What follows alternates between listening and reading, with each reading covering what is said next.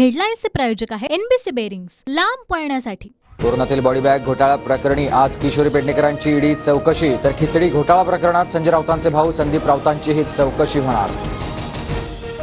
कथित जोगेश्वरी भूखंड घोटाळा प्रकरणी रवींद्र वायकरांची 9 तास चौकशी। 19 वर्षात 1,22,00,000चा नफा, मग 500 कोटींचा आकडा कुठून आला? चौकशीनंतर वायकरांचा सवाल। लोकसभेच्या जागावाटपासंदर्भात आज महाविकास आघाडीची बैठक, जागावाटपावर शिक्कामोर्तब होण्याची शक्यता, वंचित आघाडीलाही निमंत्रण।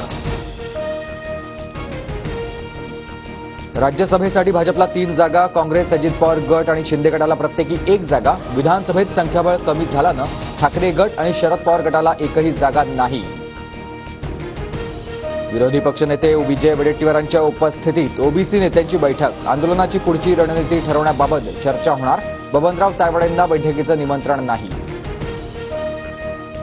राष्ट्रवादी आमदार अपात्रता प्रकरणी आज विधानभवनात सुनावणी, कोर्टाकडून विधानसभाध्यक्षांना 2 आठवड्यांची वेळ, 15 फेब्रुवारीपर्यंत निर्णय घेण्याचे आदेश। मुख्यमंत्री शिंदेंची वरिष्ठ अधिकाऱ्यांसोबत दुपारी 1 वाजता बैठक, पंतप्रधान नरेंद्र मोदी आवास योजना, पंतप्रधान जन आरोग्य योजनेसह केंद्राच्या महत्त्वाच्या योजनांचा आढावा घेणार।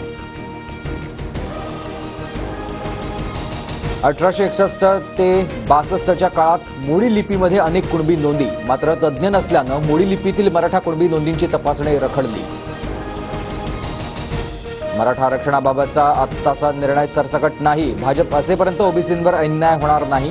उपमुख्यमंत्री देवेंद्र फडणवीसांचं वक्तव्य।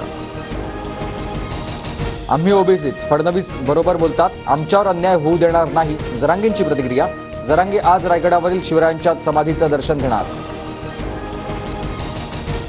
आमदार रवींद्र धंगेकरांवर गुन्हा दाखल, पुण्यातील कार्यक्रमावेळी पालिका अधिकाऱ्याला शिवीगाळ करणं केल्याप्रकरणी गुन्हा दाखल। घाटकोपर बॉम्बस्फोट प्रकरणातील आरोपी ख्वाजा युनुस कोठडी मृत्यू प्रकरणामध्ये माफीचा साक्षीदार होऊ द्या, सचिन वाझेची विशेष न्यायालयाकडे मागणी। मुंबई पुणे द्रुतगती मार्गावर दुपारी 12 ते 2 वेळेत ब्लॉक, गॅन्ट्री बसवण्यासाठी ब्लॉक असणार। कल्याण डोंबिवलीचा पाणीपुरवठा आज बंद, जलशुद्धीकरण केंद्रातील यांत्रिकी उपकरणांच्या दुरुस्तीमुळे पाणीपुरवठा बंद ठेवण्यात येणार। कांद्याची आवक वाढल्यानं दरात घसरण, शेतकरी हवाल देईल, किरकोळ बाजारात कांद्याची 20 रुपये किलोनं विक्री। यंदा अंतरिम अर्थसंकल्पापूर्वी आर्थिक पाहणी अहवाल सादर होणार नाही, निवडणुकांच्या नंतर पूर्ण अर्थसंकल्पात सरकारी आर्थिक पाहणी अहवाल सादर करणार, अर्थ मंत्रालयाची ट्विट करत माहिती। उद्यापासून संसदेचं अर्थसंकल्पीय अधिवेशन, राष्ट्रपती उद्या दोन्ही सभागृहामधील सदस्यांना संबोधित करणार। 1 फेब्रुवारीला अर्थमंत्री बजेट सादर करणार।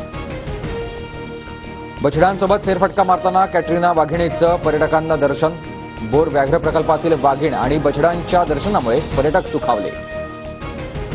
राम मंदिर सोहळ्याला हजर राहिल्यानं इमाम इलियासी यांच्या विरोधात मुस्लिम समाजातून फतवा, 22 जानेवारीपासून धमकीचे फोन येत असल्याची इलियासी यांची माहिती। हेडलाईन्सचे प्रायोजक आहे एनबीसी बेरिंग्स, लांब पळण्यासाठी।